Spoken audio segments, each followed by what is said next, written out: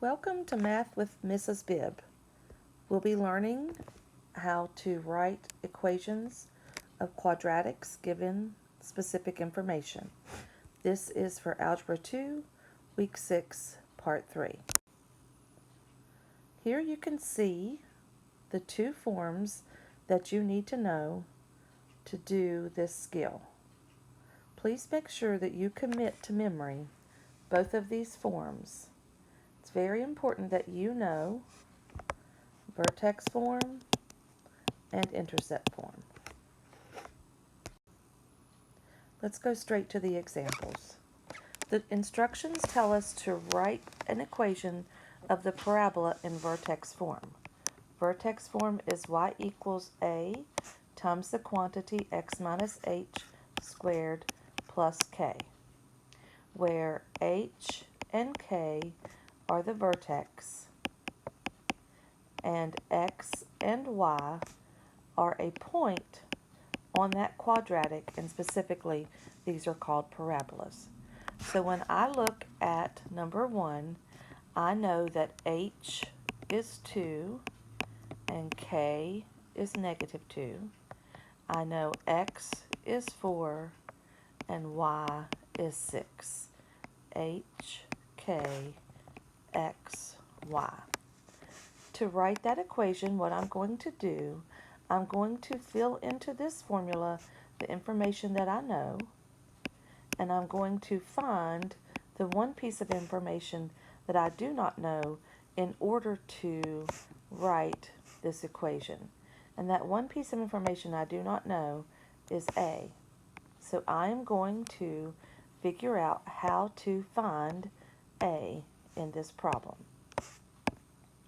Now, y is 6. I don't know a. X is 4. Minus h is 2, that quantity squared, plus k, but k is negative 2, so plus negative 2 or minus 2. Use order of operations to do this problem. 4 minus 2 is 2. Bring down your square, subtract 2. Use order of operations and do your exponent next. 2 squared is 4, so 4a minus 2. Add 2 to both sides. 8 equals 4a.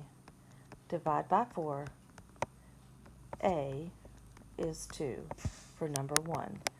When you fill into this equation, y equals a times the quantity x minus h squared plus k, you are going to fill in everything except the y and the x in your final answer. You're going to know your a value after you solve that equation, and you know your vertex, the h and the k. So let's fill in what we know. Y equals a we found to be 2 times the quantity x minus 2, because h is 2, squared, plus k. K is negative 2, so plus negative 2 or minus 2. That is the answer to number 1. For number 2, when I look at it, my h value is 0. My k value is 3. My x value that I need is 2. And my y value is 1. So I'm going to do question 2 here. I'm going to use the formula y equals a times the quantity x minus h squared plus k. Substitute the values that I know in. 1 equals a times the quantity x, which is 2, minus h, which is 0, squared, plus k, so plus 3. Use order of operations and do what's inside of the parentheses first. 2 minus 0 is 2. Continue to use order of operations and take care of your exponent. 2 squared is 4. I'm going to go up here.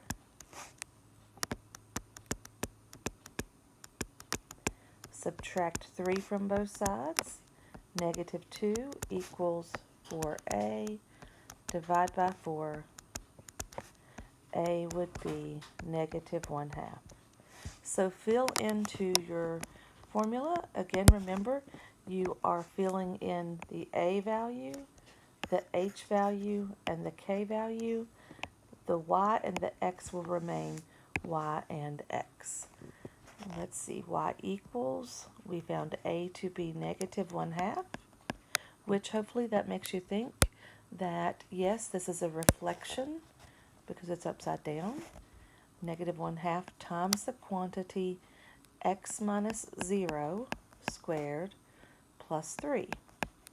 Now, it's not really proper to leave this x minus 0 here, so I'm going to simplify that. Y equals negative 1/2 times x squared plus 3. For the next one, my x is going to be negative 3, my y is 0, my h is negative 1, and my k is negative 8. So let's fill into the formula. Y equals a times the quantity x minus h squared plus k. I'm going to go up to here. So y is 0 equals a times the quantity x minus h. X is negative 3 minus negative 1 squared plus k, so minus 8. And of course that minus the negative 1 becomes plus a positive 1. Use order of operations and do what's inside the parentheses first. That would be negative 2.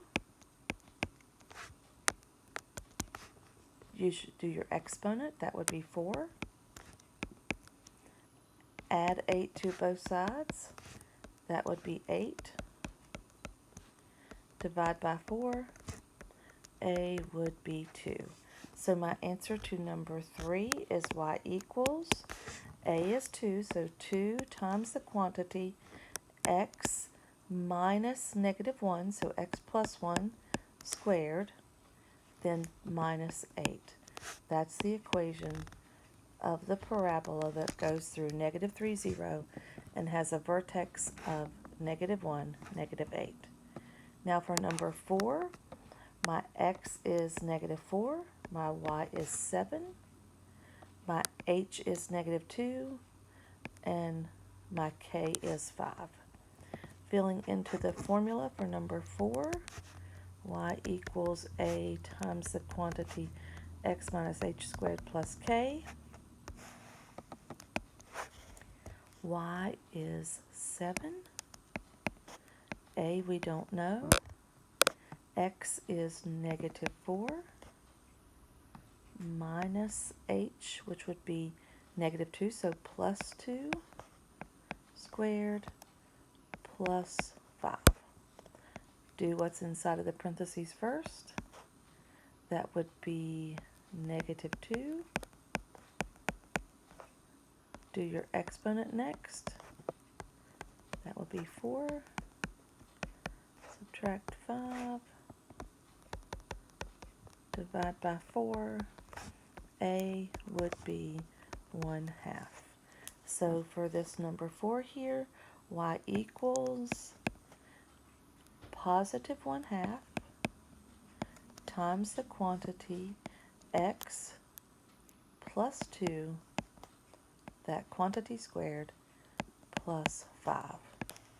And that's how you write an equation of a parabola in vertex form given the vertex and a point on the graph. Now let's go to the next kind.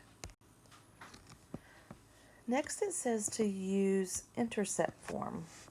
Intercept form is y equals a times the quantity x minus p times the quantity x minus q, where p and q are your x-intercepts.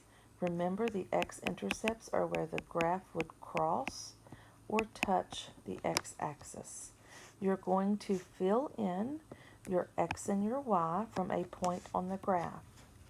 And sometimes that point on the graph will be the vertex, and that's okay that there's no h and k here. We're just looking for x and y, and we're using all those to solve for a. So looking at number 5, I do have the vertex, but I'm using that as my x value. Let me change back to blue. My x is 1. My y is 25. My p and my q are interchangeable. I go from left to right, so on the left, my p is negative 4. And on the right, the p is positive 6. If you swap those around, that would be perfectly fine. So for number 5, I rewrite these formulas every time because it helps to get it into your brain. Y equals A times the quantity x minus p times the quantity x minus q. Y, again, we said was 25. We don't know A. X is 1 minus negative 4, so plus 4. X is 1 again, minus 6.